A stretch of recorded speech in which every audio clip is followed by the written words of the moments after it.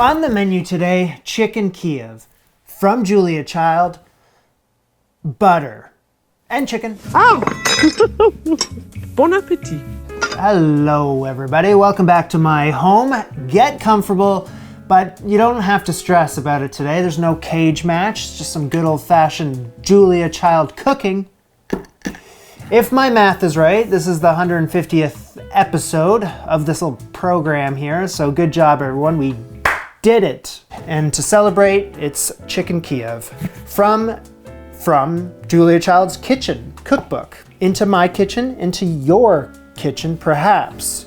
And well, here we go. Chicken breasts stuffed with herb butter and deep fried. Doesn't that sound like a lovely afternoon? Now, Chicken Kiev is something I haven't had since I was a kid. We used to have the pre-made ones that you just pop in the oven and it was done. And I have fond memories of it because of the butter. So I'm starting off with this herb butter here, butter stuffing. Soften butter in a bowl, beat it until it's creamy, then goes in some lemon juice, minced parsley, tarragon, minced shallot, or scallions or chives, pick your poison, salt to taste, and a couple grinds of pepper. And once it's beat together, onto some wax paper here, and I form it into a rectangle. Yes, having the recipe, 2 inches long, 1.5 inches wide for me. I wrap it up, I gotta chill this. Looking at the recipe, it just seems like very direct, straight to the point, no confusion here. Could it be a Julia recipe that is just locked in? Well, it's chicken breast on some wax paper. All right, so you got the supreme chicken breast, turn it on its underside from where you remove the tendons, and the tendons are there, so you see the 2 flaps.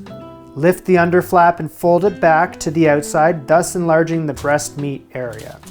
And then another piece of wax paper or parchment or whatever you got goes on top. And you beat it firmly but not too rough to flatten it. I got my meat hammer here. Wine bottle, rolling pin, what you got? Firmly but gently. You know, you don't want to be too rough. Want to be precise here, so here's my ruler. 1/4 inch thick, it's 1/2 inch. Keep flattening, buddy. Once the chicken's flattened and this compound butter has firmed up into, it's been like an hour. With this amount of butter, I need to cut it into 4 sticks around 1.5 inches long.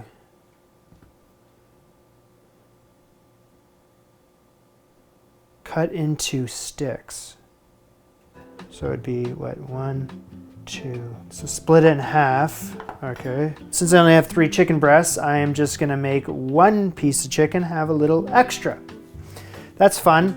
And these can come back over here. Flavored butter goes onto the large side of the meat. And she says that if the chicken is looking a little janky right now, like the flap kind of disconnected, you can piece it back together again with your fingers, press it. So I think my butter needs to be a little more of a stick. There. Fold the small side over the butter. Then fold over the 2 ends. It's just classic burrito over here. Press the meat together on all sides to enclose the filling completely. Look at that chicken. That is exactly the shape I was going for. Fold it all over, all of it, and enclose. Look at that.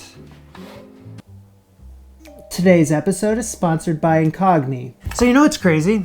There are entire websites whose whole business is just posting personal information about you online. It's not just your name, it's your address, it's your phone number, it's your relatives, it's your personal information from your MySpace days. It's all out there. And the worst part is the random strangers can just look this stuff up. Weirdos, scammers, identity thieves, annoying spam calling people. This is where they get a lot of their information, and then this is why Incogni exists. They will contact data brokers and people search websites and get your information removed for you. And with their custom removals feature, if you find some random site exposing your information, you just send Incogni the link and they handle it. There's no chasing websites around yourself, no filling out 1,000 forms, and no wasting hours trying to delete yourself from the internet. So they can't harm you if they can't find you. check out Incogni, use the link in my description, and the code is ANTICHEF. Get you 60% off an annual plan. Back to work. So I have 3 pie plates. This is going to be my crumbling system here. This is my breading system for the crumbs. In the first pie plate, I just need some standard, just flour. How much flour? Just how much flour you think. So I think probably that. And another pie plate with an egg. I'm having the recipe, so I just need the one. Some salt, pepper, teaspoon or so of water, and I'll just take a little Huda oil too. So in the last one, I need some fine fresh breadcrumbs, 1.5 cups worth, and it says fresh breadcrumbs, very fresh. They're fresh. They were fresh at one point. Prepare with a rack and a pan. Just season the chicken lightly to start. Let's take the first chicken roll here into the flour. Okay, the egg needs to coat this chicken completely so the crumbs will adhere into the crumbs. And make sure it coats everything, pat it firmly, toss it, blah, blah, blah. And then onto a rack. Hey now, let's repeat. Making sure it does not unroll itself. Pat it and then just compress it into the chicken roll. Big important step is that this has to be done well in advance before the cooking because the crumbs need to set into place. Gotta chill it for a minimum of an hour, maybe overnight. For me, 1 hour, definitely 1 hour. Got my little station over at the stove. This is a cookbook. Dutch oven full of oil, which should be 375 degrees Fahrenheit soon. And my chicken, which was in the fridge for a couple hours so that the breading could really just stick on there. It's on there real good. And these things look legit.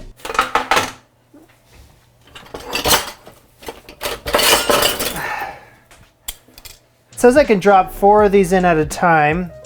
I have 3, so why don't I just go for it here? There's no mention of rotating them around, one would presume, unless it's getting completely covered, which I don't know just yet. I'll find out.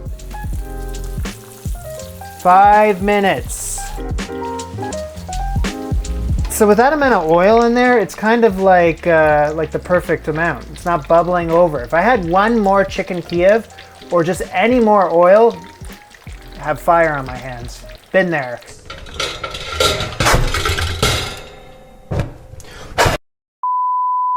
But this is expert level deep frying. I say that, but to some others, it might be reckless.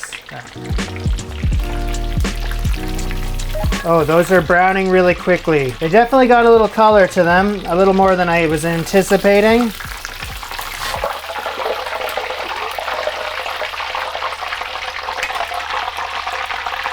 That oil is threatening me and I don't appreciate it. So I have absolutely no idea if this is finished or not. Like, I don't even know. So there's a little opening in there. I'm gonna put the thermometer in there. What the frick? When do you know it's done? The thermometer's telling me one thing. I don't know what's true. The butter has been spurting out of this thing. She warns us. She says that it's gonna happen, most likely. She says that some of the oil absorbs into the meat and then the others kind of just spurts out of there. And you can keep this in the oven, 200 degrees Fahrenheit, for at least 30 minutes to keep it warm. No more than that, punks.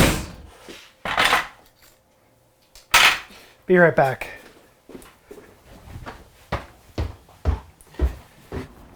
I have absolutely no idea if these things are finished or not. I can't tell, and I don't have enough test subjects to figure it out until, well, the day of, and that's right now. So I fed the one that I just,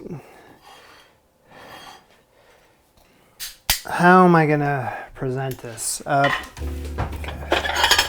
I think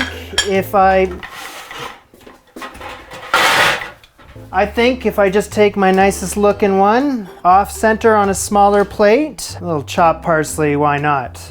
So I'm thinking, order up.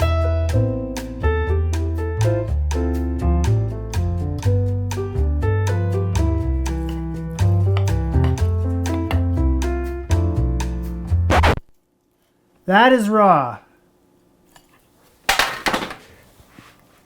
Some pink looking chicken on the inside. Those are raw. So I think if I turn because I'm not going to fry them again, turn the oven on 350, 375 for like 5 minutes. Take a look, maybe 10 minutes tops. I hope she's not about to eat that upstairs. I'm going to go run upstairs and do it. So you know what I did is 375 degree oven for 10 minutes. I think that was the right call. Okay. So I only have this last one here. One shot, one opportunity. Good stuff. It's still nice and juicy too.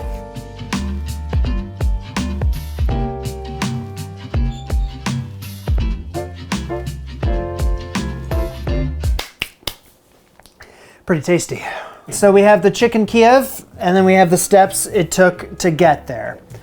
And well, I think all in all, everything was pretty good, except for the very end there, where I feel like, see, the thing is, Julia was so thorough with every step of how to flatten and stuff this chicken.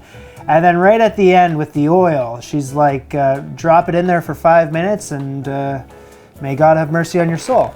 And that's nice, but at the same time, when the chicken came out and it was totally golden brown already, and you know, it browned instantly when she dropped it in there, so it was hard to gauge when it was finished. See, thermometers don't lie, and I think now that I've made that, it's a great recipe. You just need to tack on that 5 to 10 minutes at the very end in the oven, 375 degree Fahrenheit. I think you're golden. Nice little crusty crunch to the outside, and then juicy, buttery, chickeny goodness in the inside with the herbs, and that was good, and it was cooked.